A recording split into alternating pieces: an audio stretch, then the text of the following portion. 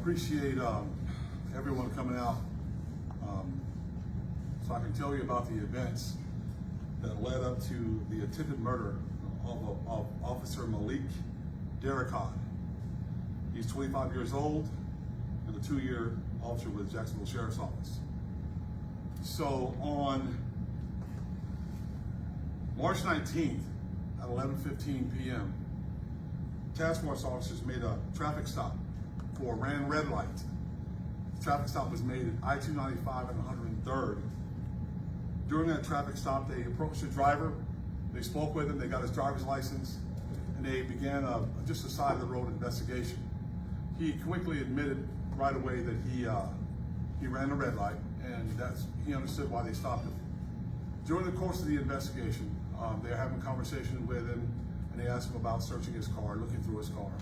And the conversation goes on from there. So what I'd like to do at this point, I'd like to draw your attention to our video boards here so you guys can get an opportunity to see the body-worn camera video from that traffic stop.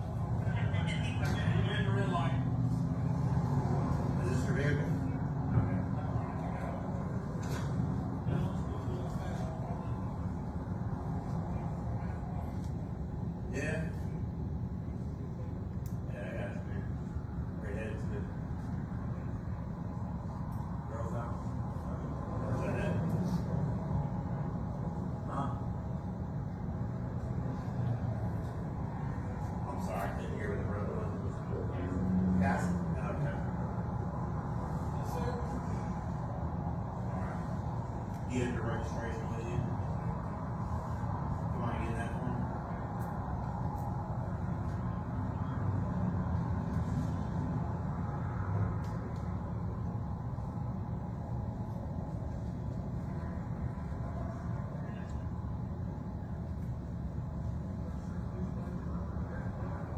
Who's Rebecca? Okay. Yeah, the registration is it. That's the next.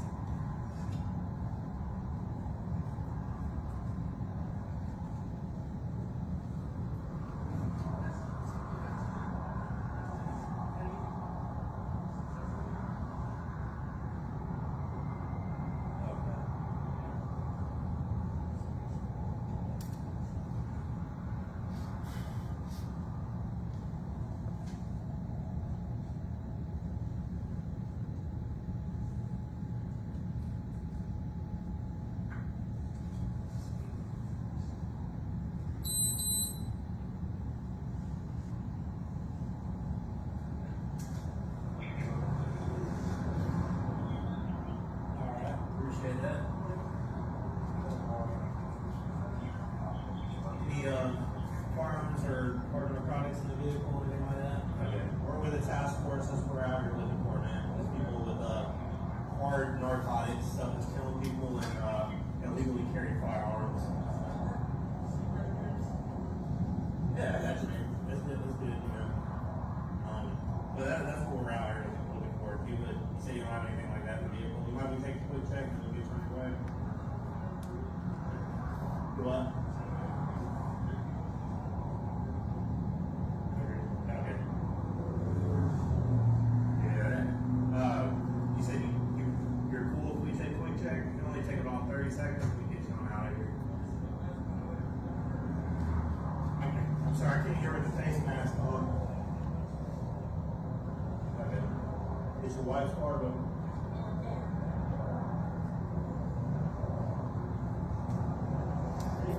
you able to just step out and talk to us? Because I can't hear you over there with the face mask. What were you saying now? that you're operating in. Right, I hear you. Nobody ever said you're a bad person.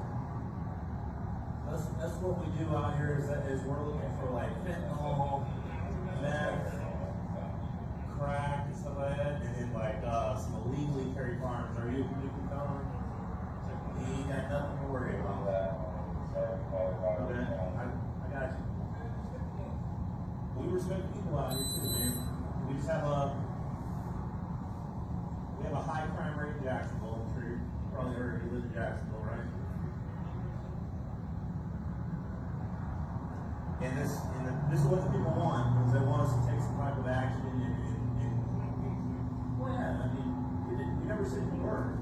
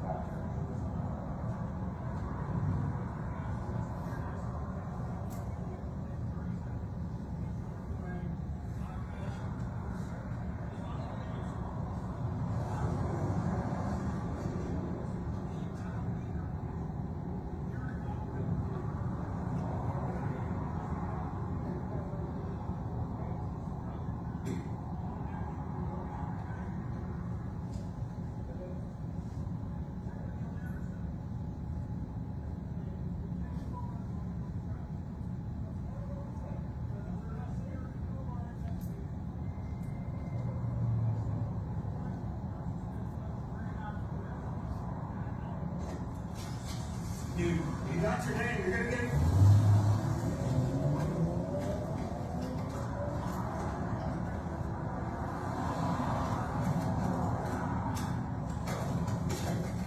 Pause right there for me.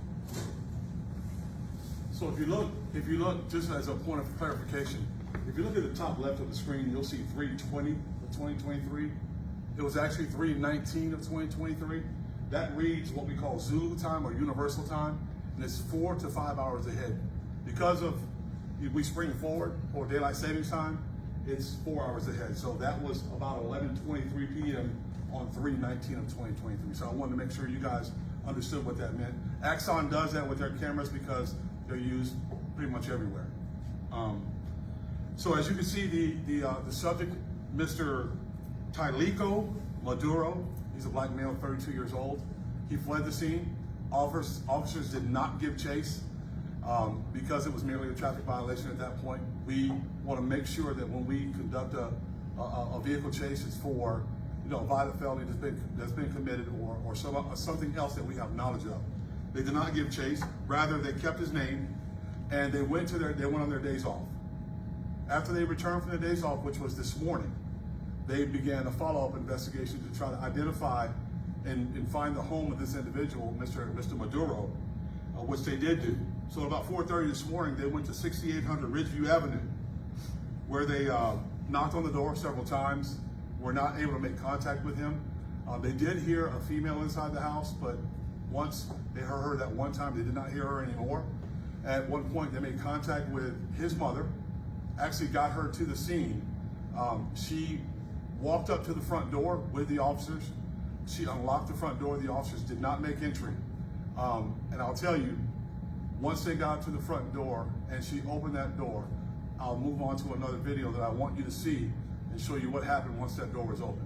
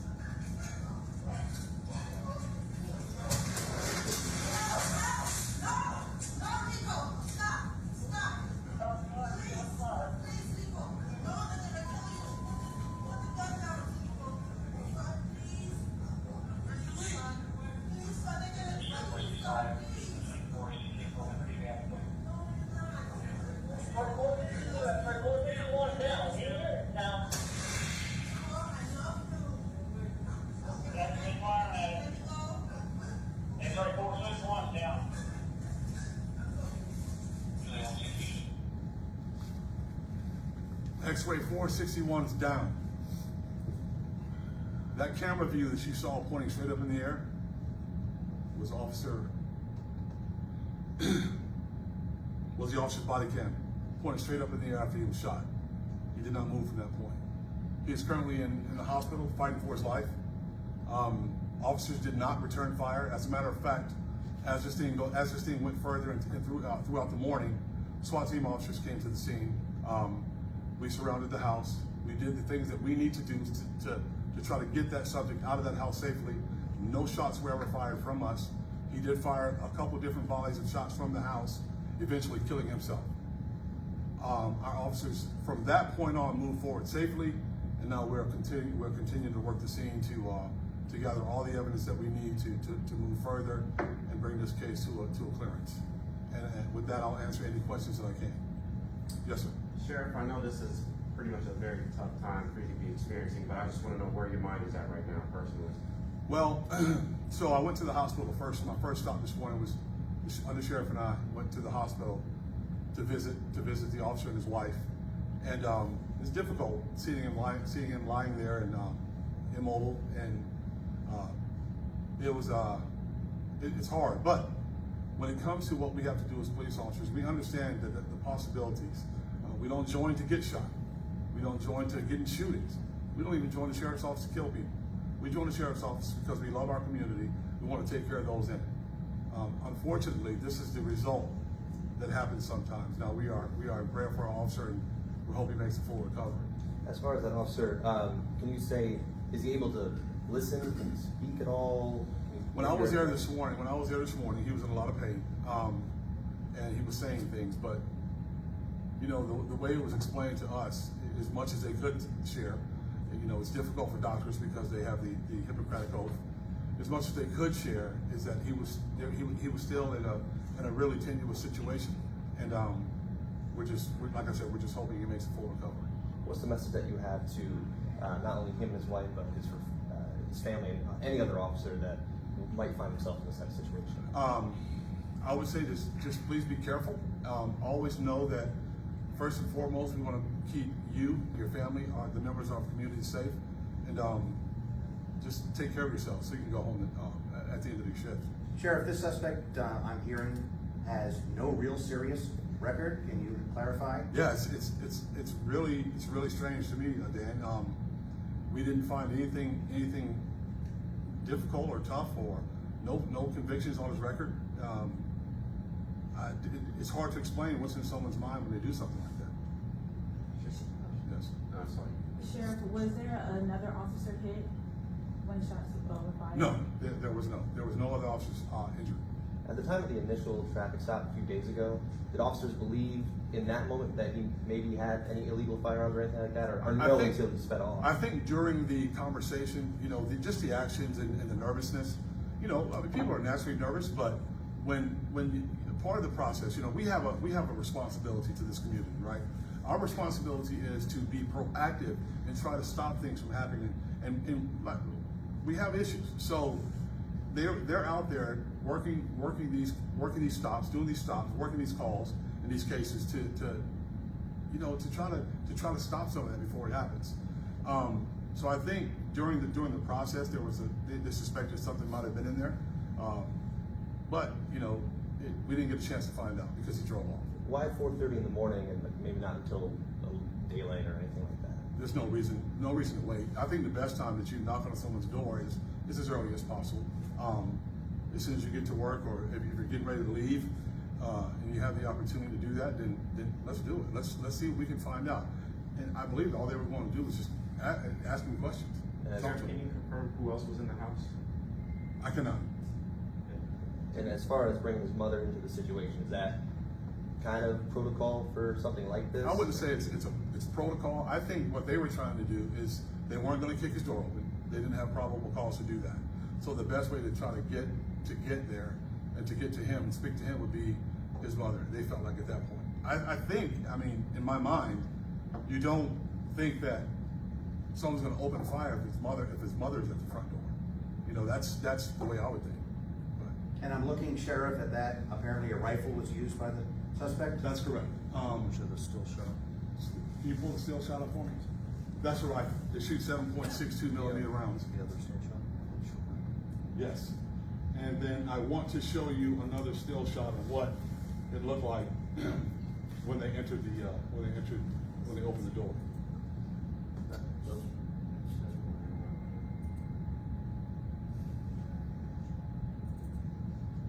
If you look into the background right there, that's what they saw when they opened that front door. He was waiting for them. Sheriff, it sounds like that's the kind of thing that they were looking for, right? This unit was looking for last week. Well, you know, what we look for is, like I said, it's our responsibility to make sure we get illegal guns or folks that are carrying guns illegally. In this case, had he had one in the car, if it wasn't being concealed improperly, he'd been perfectly fine.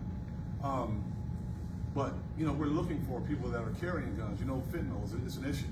It's killing a lot of people in our community. So that's all the kind of things we're looking for when we do these traffic stops. Sheriff, one of my colleagues at the station, they want to know, do you believe that the officer's injuries will be significant and long-lasting? They are significant, extremely significant, yes. And just to be clear, this person did not have a previous record or anything? Did not. We did not. Was Nothing that- that we found. No felonies. Was that Derek Kahn's body cam both times, the last week and this week? Or was No, that Derek Todd was not there at the traffic stop. He was there this morning with his partners, but not at the traffic stop. And can we go back to that rifle shot? Sure. Please. Sheriff, in the meantime, can we also just get the spelling? Yes. It's Malik, M-A-L-I-K, D-A-R-I-C-A-U-D. And for the suspect, yeah. Yes. T-Y-L-I-K-O, Maduro, M-A-D-U-R-O. And just, I guess for the general public's knowledge, I mean, obviously there's been a couple incidents within the last couple of months. I mean, these are things that you guys never know if you're going to get into in this type of situation. Right.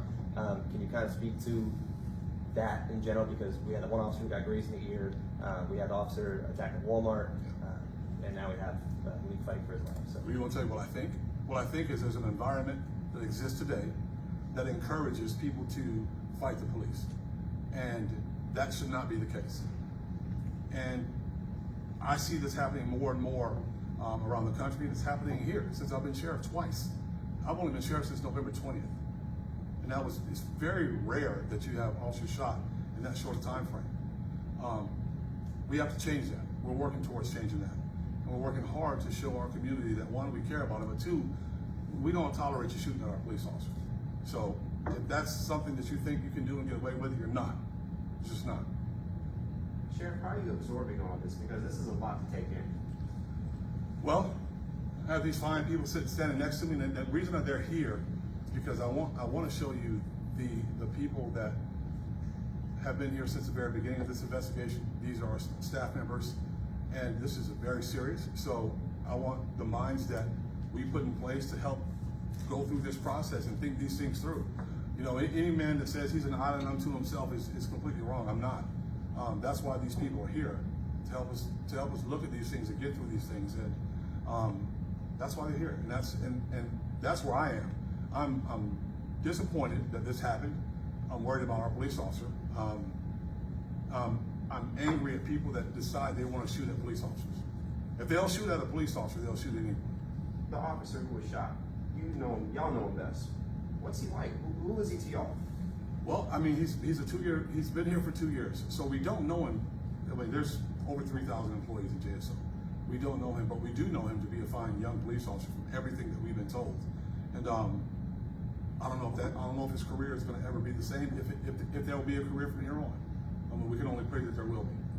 What happens next in the investigation in terms of all this, considering the suspect is dead and obviously he's still fighting for his life? We will continue to work the crime scene. You know, these crime scenes are very detailed, very long.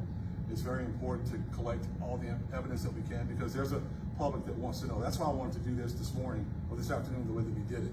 I wanted the public to be able to see what led up to it, what happened a week ago, and what happened this morning as a result of that. It's very important to be as transparent as possible. I told people from the very beginning That was my goal, to be as transparent as possible and let people see into the sheriff's office and what goes on. So that's what we're going to do. So we're going to continue to work the crime scene. We're going to continue to do the things that we need to do so that when we put this case forward, people see it. They'll know that everything was done the way it should have been done to actually bring him in safely, without any further violence. Just for our general knowledge in public, this X-ray unit, is that a relatively newer unit or no? If you guys just No, it's basically a task force unit, and zones have task force units, and we have a citywide CPR team, community problem response team, and they respond to problems in communities that we know exist, communities where you may have a lot of shooting, robberies, and things like that. But also they're there as anything. They handle just about anything that comes up. Where a patrol officer is answering calls for service, they have the time and the opportunity to do some other things outside of just answering calls for service. Did he have any kids? Officer Malik, did he have any kids or a wife? I'm understanding he has one child, but we'll confirm that with you later on. And was he shot just the one time? Where was the shot? I don't know if you can reveal that. I don't want to reveal where it was, but yes, it was one shot, but it was a potentially fatal shot. If you focus on the video, you would see that he fell immediately. There was 3 rounds fired. He fell immediately and did not move from that point. And another round or 2 was fired later on. And then when the SWAT team got there, he was firing more rounds out the back of the house. And what was the warrant that they were executing? Was it for fleeing or evading arrest? No, they didn't have a warrant. That's why they didn't go in the house. They went to knock on the door. That's it. Have a conversation. There's nothing in the law books that says we can't have a conversation. Actually, if you're doing it right, you should be having conversations. And that's what they were going to do. Maybe talk to him about what happened a week prior. Get his mindset, see where he was. But that's why there were no guns drawn. One officer had his taser out. That was so that just in case he needed to use, if there was something that came up where he had to use the taser, he would. But no one had guns drawn because they weren't going to kick the door in. They weren't going to force entry because they didn't have a warrant. As far as the suspect's mother now, is there any role with her anymore? Or does she talk to you guys in this type of She talked to thing? us. She cooperated with us. Yes.